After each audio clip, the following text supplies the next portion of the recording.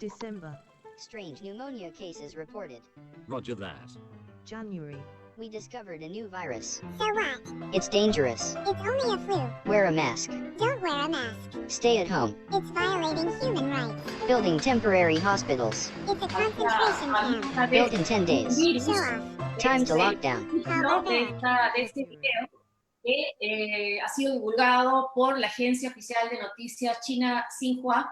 Lo ha estado difundiendo en sus redes sociales y bueno, se ve la conversación supuesta que tiene ficticia estas figuritas de Lego, unas chinas y la estatua de la libertad desde Estados Unidos, donde hacen hincapié en su punto de vista chino de las contradicciones de los Estados Unidos frente a la lucha contra la pandemia. Hay que decir que Lego, la empresa de juguetes danesa, ha rechazado tener cualquier vínculo con este video que está siendo difundido, que muestra pues cómo están las relaciones en este momento entre China y Estados Unidos por la pandemia del coronavirus. Estamos con Farid Kajat. Farid, ¿qué tal? ¿Cómo estás?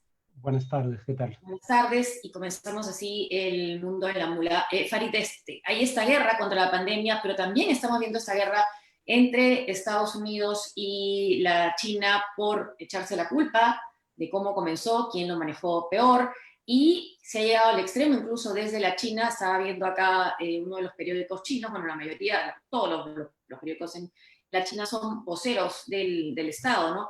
Diciendo que Estados Unidos tiene mucho que explicar sobre incluso el origen de la pandemia. Bueno, ya que usaste la metáfora de la guerra, se suele decir que en una guerra la primera víctima siempre es la verdad.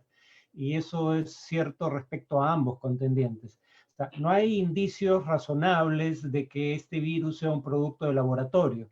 De hecho, afirma eso incluso el jefe del equipo, Fauci, el jefe del equipo de respuesta estadounidense ante la pandemia. Y sin embargo, tanto China como los Estados Unidos han acusado mutuamente de haber creado en un laboratorio el virus y aparentemente soltarlo en su propio país, cosa que no resiste mayor análisis. Lo que sí se puede decir en favor de la posición de Trump, que no solo es suya, es que hay suficiente evidencia para creer que China ocultó información en un inicio de lo que ahora es una pandemia global. No queda claro si quien tomó la decisión de ocultar la información fue el gobierno local, el de Hubei, de la provincia de Hubei, o el gobierno central. Lo que sabemos es que hubo médicos que hicieron advertencias públicas sobre la existencia de un nuevo virus y que se les obligó a retractarse también públicamente.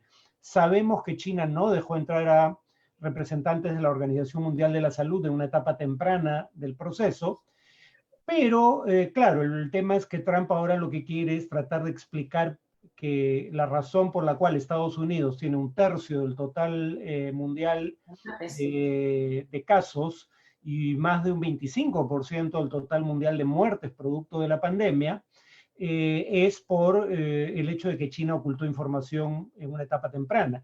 Si eso fuera cierto, deberíamos estar viendo una situación bastante más precaria en países como Corea del Sur o Taiwán, que tuvieron el mismo lapso de tiempo que tuvo Estados Unidos para prepararse y que estaban mucho más expuestos al contagio porque están mucho más cerca geográficamente de China y que sin embargo no tuvieron una situación remotamente comparable a la estadounidense. Entonces, al margen de lo que haya hecho China con la información en una etapa inicial del proceso, eso no explica lo mala que ha sido la respuesta oficial en Estados Unidos. Y China incluso en este periódico Global Times está diciendo que dentro de esa explicación que debe Estados Unidos al mundo es un caso de coronavirus en Estados Unidos en noviembre de un alcalde de una pequeña localidad en Nueva Jersey que dice que le encontraron anticuerpos después, ¿no? Pero está tratando, afirmando incluso ya no solamente si el origen fue a propósito hecho en China o accidental, sino que pudo haber salido de los Estados Unidos. No hay ninguna evidencia de eso. Bueno, digamos que el régimen chino mienta descaradamente en esta materia. Es comprensible dado que tiene un control omnímodo sobre todos los medios de comunicación de su país y censura redes sociales. Que Trump intente hacer lo mismo es curioso porque no solo hay una prensa independiente en los Estados Unidos, sino que su propio jefe del equipo de prevención y tratamiento de la pandemia dice exactamente lo contrario a lo que dice Trump. Y Entonces, no lo deja ir al Congreso de los Estados Unidos, eso sí, para que testifique la Cámara de Representantes, porque es mayoría demócrata, ¿no? En lo que sí puede tener razón, estaba revisando este periódico chino es este titular, ¿no? La elección presidencial es una amenaza pública, la elección de los Estados Unidos, porque, dice este artículo, está acelerando toda esta reactivación económica en gran parte por temor a perder las elecciones de noviembre. bueno, recordemos qué decía Trump cuando hablaba de sus perspectivas de reelección. Voy a ser reelegido porque el desempleo está en mínimos históricos, lo cual era cierto respecto a los últimos 50 años. Estaba en niveles mínimos en el último medio siglo, y el desempeño de la bolsa de valores es un desempeño superlativo en años recientes, lo cual también era en buena medida cierto. El punto es que nada de eso es cierto, y él claramente se da cuenta de que eso afecta adversamente sus perspectivas de reelección.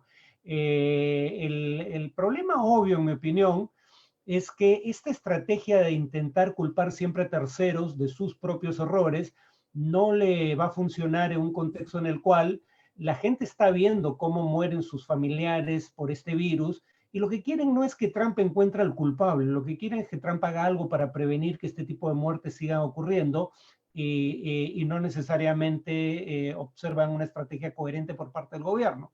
Ahora, la sociedad estadounidense está tan polarizada que, a diferencia de otros gobiernos en donde tú ves presidentes que en coyunturas críticas como esta suben 30% en sus niveles de aprobación, pero luego pierden esos 30 puntos, en el caso de Trump, la sociedad está tan polarizada que el nivel de aprobación de Trump, no importa lo que haga, para bien o para mal, se mueve dentro de un rango de aproximadamente 10 puntos, de 39 a 49%.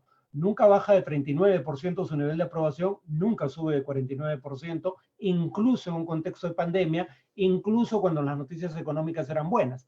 Entonces, lo bueno para Trump es que tiene un piso sólido de un 40-44% de acá a noviembre, probablemente, casi independientemente de lo que ocurra. Ahora, las últimas encuestas sí le dan una ventaja a Biden, aunque casi no se le escuche, pero la gente, cuando también se le pregunta quién cree que va a ganar, dice Donald Trump, ¿no? Esa es la sensación. Ahora, yo ya no creo eso, ¿eh? Yo me tanto, creo entre quienes creen lo contrario, pero en todo caso entiendo por qué creen eso. ¿Por qué creen que sí? Porque ganó la otra vez y era tan difícil pensar que podía ganar. Ahora, en el caso nuestro, la necesidad de reabrir la economía no responde tanto a que estemos controlando, evidentemente no todavía la pandemia, porque hay un tema económico, ¿no? De sobrevivencia. ¿Estados Unidos podría demorar un poco más? A ver, el propio Trump, eso es lo que ya nadie recuerda, el propio gobierno de Donald Trump, basado en la asesoría de los científicos a los que ha mantenido en el cargo, porque amenazaba con disolver la comisión de alto nivel que estaba viendo el tema de la pandemia, con apoyo de estos científicos elaboró un protocolo a seguir para, como condición para el levantamiento de las restricciones a la actividad económica. Lo más elemental de ese protocolo era que no se podían levantar cierto tipo de restricciones mientras, al menos a nivel regional, no se tocara pico en el número de contagios y este empezara a caer. Y hay gobernadores republicanos, o sea, del propio partido de Trump, que no le están haciendo caso al gobierno federal en esta materia. Entonces, el cálculo es que reabrir las actividades económicas en ese contexto puede hacer que la pandemia regrese con más fuerza que en un origen. La ha acusado de intercambiar vidas por puntos en el Dow Jones. Es que puede perder ambas cosas. Eso es grave, lo grave de la situación, ¿no? No es claro, el caso de Suecia es un ejemplo, no es claro que sacrifiques vidas a cambio de una mejora sustantiva en la economía. Probablemente sacrifiques tanto la recuperación como vidas humanas. Ahora, volviendo al tema de China y China, Estados Unidos, Rusia también ha entrado a tallar, y Rusia ha dicho que si Estados Unidos va a acusar a la China de ser la causante del virus por accidente o a propósito, que muestren pruebas y que ellos tienen una buena relación con China y la van a cuidar. A ver, nuevamente, yo no digo que China haya propagado un virus deliberadamente, yo no digo que este virus sea producto de laboratorio, pero hay suficiente evidencia de que cuando se pudo haber evitado que una epidemia regional se convierta en una pandemia global, no se actuó a tiempo. Está el testimonio público, está en redes sociales, estuvieron por lo menos en redes sociales los mensajes, y hay capturas de pantalla de eso, los mensajes de médicos que advirtieron sobre un nuevo virus y se les obligó a retractarse públicamente. Eso es un dato de dominio público. O sea, hubo ocultamiento de la información en una primera etapa. Eso creo que no debería estar en discusión. Ahora, pero te llama la atención que Rusia tome, digamos, defiende a la China y no a Estados Unidos después de las buenas relaciones que han tenido, por lo menos en términos de personales, Donald Trump con Vladimir Putin. Ahora, lo que hay que decir respecto a eso es que Trump no ha levantado ninguna sanción contra Rusia, ¿no? Incluso las ha incrementado, ¿no? Sí, incluso las ha incrementado. O sea, que su relación personal con Putin no sea mala, porque tiene una historia desde antes de ser presidente de admirar a hombres fuertes, y si son autoritarios aparentemente mejor, dijo haberse enamorado de Kim Jong-un en algún momento. Nunca dijo algo similar, remotamente parecido respecto a un gobernante democrático, pero más allá de esa relación personal, la relación entre los estados sigue siendo tensa. China sigue considerando que la OTAN, que lidera Estados Unidos, tiene una actitud hostil hacia sus intereses, cosa que además, en mi opinión, tiene algún fundamento en la realidad. Y además, Rusia se ha convertido en un abastecedor de gas a China, en la eventualidad de que, por ejemplo, cediendo a las presiones norteamericanas, en algún momento Europa reduzca sus importaciones de gas de Rusia. Entonces Rusia tiene intereses en común con China, en tanto ambos perciben a Estados Unidos y sus aliados como rivales reales o cuando menos potenciales. Y esto además coincide lo que dice Rusia con que Pompeo ha bajado un poco el tono, ¿no? Y ha dicho no tiene la certeza, pero hay que averiguar qué pasó con el virus. Ahora, hablando de autoritarios, ¿no? De líderes autoritarios como Putin, bueno, o populistas como Trump, hay un artículo en la revista The Atlantic que se centra ya no tanto en el éxito de las mujeres que hemos hablado, sino en administrar o en combatir esta pandemia, sino el fracaso de estos personajes autoritarios. Sí, bueno, dice strongman, lo cual no necesariamente implica autoritario, ¿no? Y obviamente incluye a Trump, que sí, aunque tenga habilidades autoritarias, gobierna un país que no tiene un régimen autoritario, que es una democracia representativa, mal que le pese a Trump. No, claro, y lo vemos en las conferencias de prensa que ha tenido que suspender, pero le hacían preguntas fuertes y repreguntas. Claro, bueno, en todo caso, ese es el tema, ¿no? La prensa todavía fustiga a Trump. CNN, para decirlo claramente, se ha convertido en el equivalente liberal a Fox News. Creo que sin llegar a niveles de desinformación palmarios, como es el caso de Fox News, pero CNN virtualmente ya no tiene otro tema de cobertura que la pandemia y lo mal que la administración Trump maneja la pandemia. O sea, es un medio que ha tomado partido claramente, pero bueno, en un contexto en el cual el presidente los ataca directamente. Mentiroso, también es comprensible, sí.